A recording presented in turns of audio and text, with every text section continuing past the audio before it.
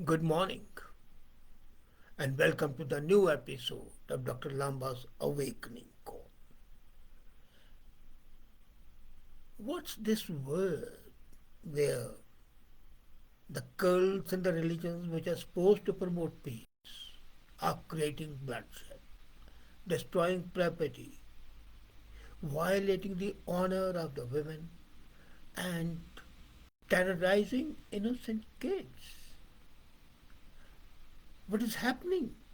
At least I'm talking whole of the world. But then what's happening in India today is terrible. I agree, religious discord has been there right from the time religion was invented.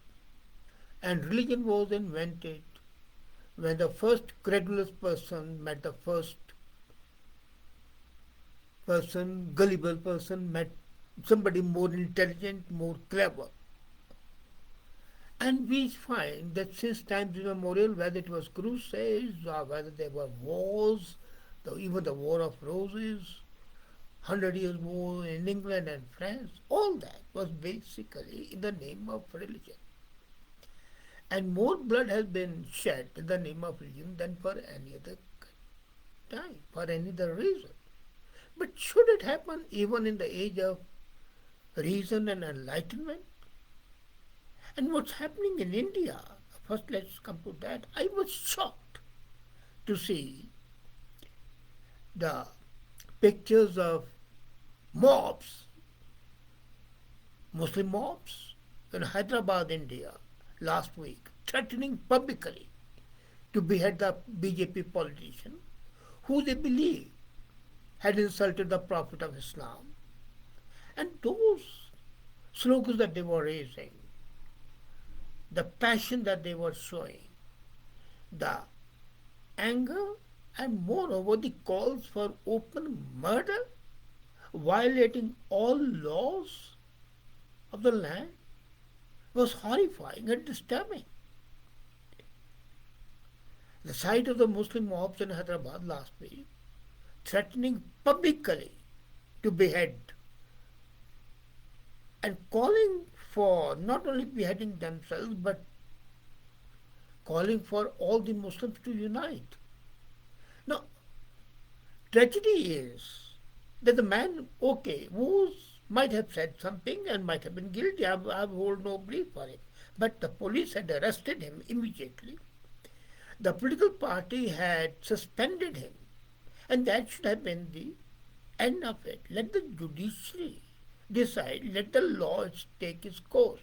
And then look at another thing. He was arrested, he was released on bail, and then he's re-arrested because there are multiple FIRs. And the law is very clear. You cannot punish a man twice for the same crime. And it's a universal law almost. But this man, if he's guilty, must be punished. Absolutely. But the cries of the mob were reminding me of what happened about a couple of years back to Charlie Hebdo, the cartoons and the repetition of the cartoons in France and the bloodshed that followed. What recently happened to Salman Rushdie when he was stabbed on the stage, and the cries were Sar Tan Se Juda. Sar is Urdu word for the head. Tan is the body. Cut the head from the body. Swear the head from the body. Is that civilized mode of action? And these cries of Sar Tan Se Juda, cut the head off, they have no place in India or in any civilized society. Moreover, India is not an Islamic country and it doesn't have blasphemy laws. So, in more ways than one, the fanatics of the mob were guilty, if not more, at least as guilty as the politician they want to behead. Now, here's the tragedy. The politician who allegedly defamed the Prophet, which is bad if he did so, was immediately arrested. Released on bail, then rearrested. But has any police officer taken any action against these public abhorrence of killing and murder? Should the leaders not have been arrested? No. The Islamists believe that their demand for beheading, who cast aspersions on the Prophet, they must be reminded that they cannot impose barbaric Islamic punishments in a country populated with infidels and idolaters. And most of the Indians are proud to be unbelievers. Law has been violated, and the dichotomy is that the protectors of law and order have taken no action.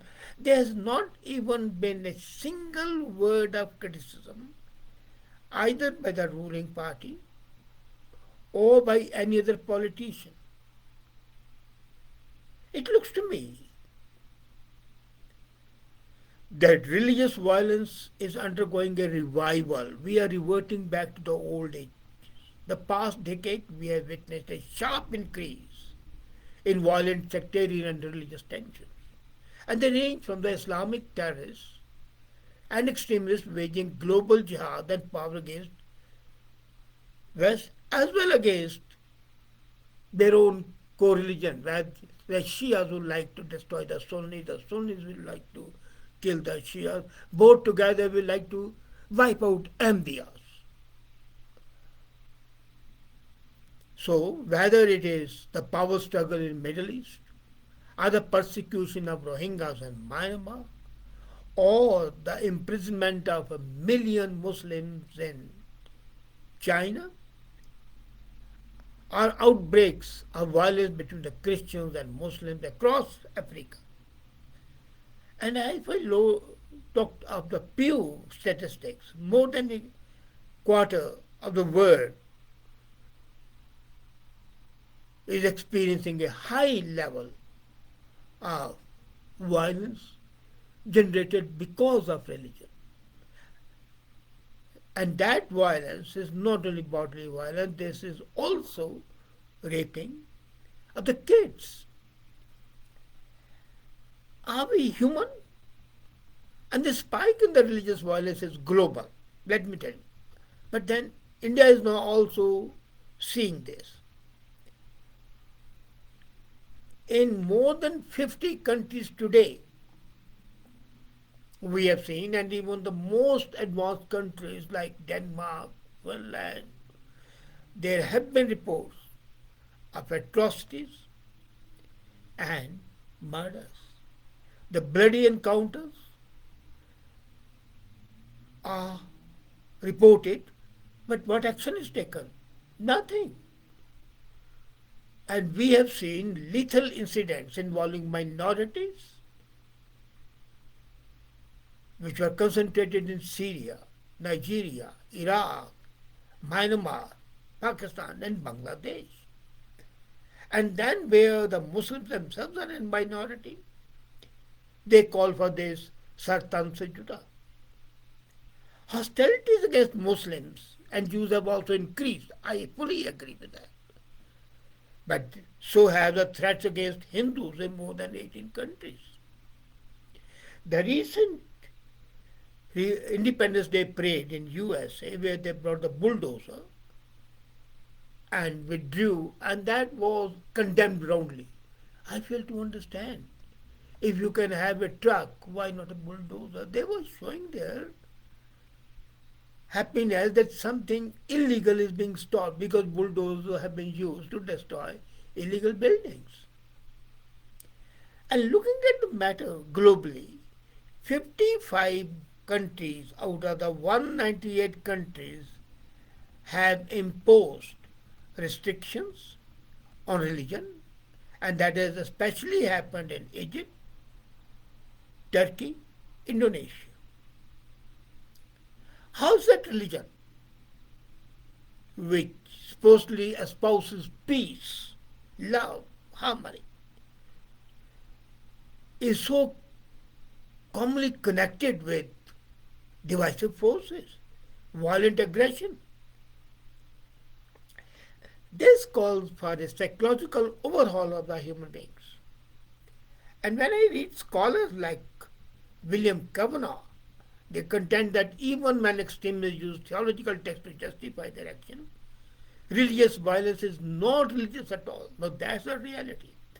When this mob was saying, Tan Sar Sajada, they were not real Muslims because the Muslim religion says that killing of one person is killing the whole humanity.